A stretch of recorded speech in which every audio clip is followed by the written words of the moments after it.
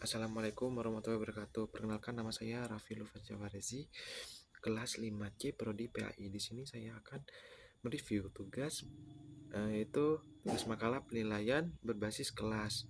Nah, jadi itu disusun untuk memenuhi tugas mata kuliah evaluasi pengembangan pendidikan.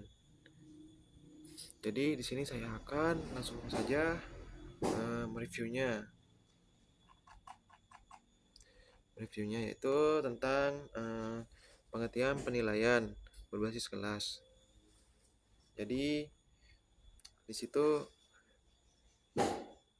banyak pendapat mengenai pengertian penilaian berdasarkan terminologinya. Di antaranya itu contohnya itu evaluasi adalah suatu proses yang merencanakan, memperoleh dan menyediakan informasi yang sangat diperlukan untuk membuat alternatif keputusan. Juga ada yang mengemukakan bahwa evaluasi adalah suatu tindakan atau suatu proses untuk menentukan nilai dari sesuatu. Ciri-ciri penilaian berbasis kelas. Nah, di sini ada berbagai ciri-ciri, yaitu proses penilaian merupakan bagian yang integral dari proses pembelajaran. Strategi penilaian yang dipergunakan mencerminkan kemampuan anak secara autentik. Penilaiannya menggunakan acuan, patokan, atau kriteria dalam rangka mengetahui capaian kompetensi siswa.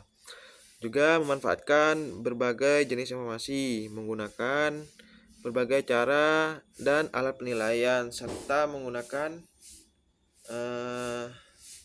keputusan atau tingkat pencapaian hasil belajar berdasarkan sebagai informasi, mempertimbangkan kebutuhan khusus siswa, dan juga bersifat holistik, yakni penilaian dilakukan dengan menggabungkan aspek kognitif, efektif, dan psikomotor.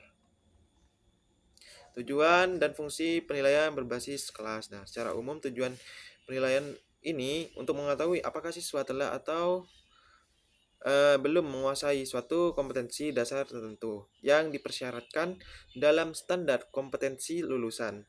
Tujuan penilaian berbasis kelas ini hendaknya diarahkan pada 4 tujuan, yaitu penelusuran atau keeping track, yang selanjutnya pengecekan atau checking up,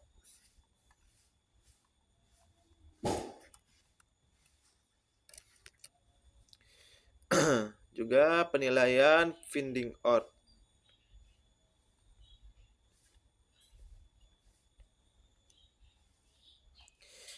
Manfaat penilaian berbasis kelas. Nah, jadi hasil penilaian berbasis kelas ini bermanfaat untuk umpan balik bagi siswa dalam mengetahui kemampuan dan kekurangannya, sehingga menimbulkan motivasi untuk memperbaiki hasil belajarnya.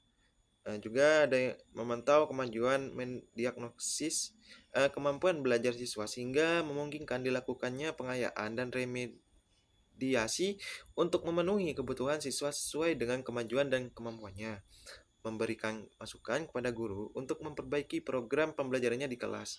Juga kemungkinan siswa mencapai kompetensi yang telah ditentukan walaupun dengan kecepatan belajar yang berbeda-beda.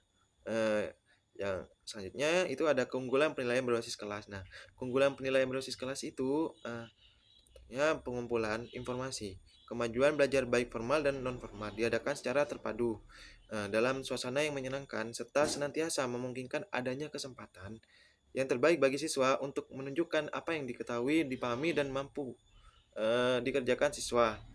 Pencapaian hasil belajar tidak dibandingkan dengan prestasi kelompok. Jadi ini non reference assessment, tapi dibandingkan dengan kemampuan sebelumnya, kriteria pencapaian kompetensi, standar pencapaian, dan level pencapaian nasional dalam rangka membantu untuk mencapai apa yang ingin dicapai, bukan untuk menghakiminya. Terdapat prinsip-prinsip penilaian berbasis kelas. Nah, jadi itu ada valid. Nah, valid ini penilaian yang memberikan informasi yang akurat tentang hasil belajar siswa. Mendidik, penilaian harus memberikan sumbangan positif terhadap pencapaian belajar siswa. Berorientasi pada kompetensi. Jadi penilaian harus menilai pencapaian kompetensi yang dimaksud dalam kurikulum dan materinya, terkait langsung dan indikator pencapaian kompetensi. Juga ada macam-macam teknik penilaian berbasis kelas. Satu, penugasan atau proyek. Nah, proyek ini adalah tugas yang harus diselesaikan dalam periode tertentu. Juga ada tahap pembuatan atau produk. Nah, ini meliputi menilai kemampuan siswa menyeleksi dan menggunakan bahan, alat, dan teknik. Nah, juga ada tahap penilaian atau appraisal. Meliputi menilai kemampuan siswa yang membuat produk sesuai kegunaannya dan memenuhi kriteria keindahan.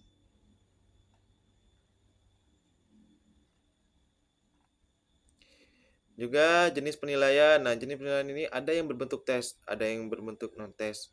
Jenis penilaian berbentuk merupakan semua jenis penilaian yang hasilnya dapat dikategorikan menjadi benar dan salah. Misalnya jenis penilaian untuk mengungkap aspek kognitif dan psikomotorik. Nah, jenis penilaian non-tes ini hasilnya tidak dapat dikategorikan benar dan salah, namun umumnya dipakai untuk mengungkapkan aspek efektif. Bentuk penilaian PBK. Nah, di sini ada. Nah, itu ada kuis, ada pertanyaan lisan di kelas, ulangan harian, dan tugas individu, tugas kelompok, ulangan semester, ulangan kenaikan kelas, respon sheet, atau ujian praktik. Terima kasih. Kurang lebihnya mohon maaf. Wabillahi taufik walhidayah. Wassalamualaikum warahmatullahi wabarakatuh.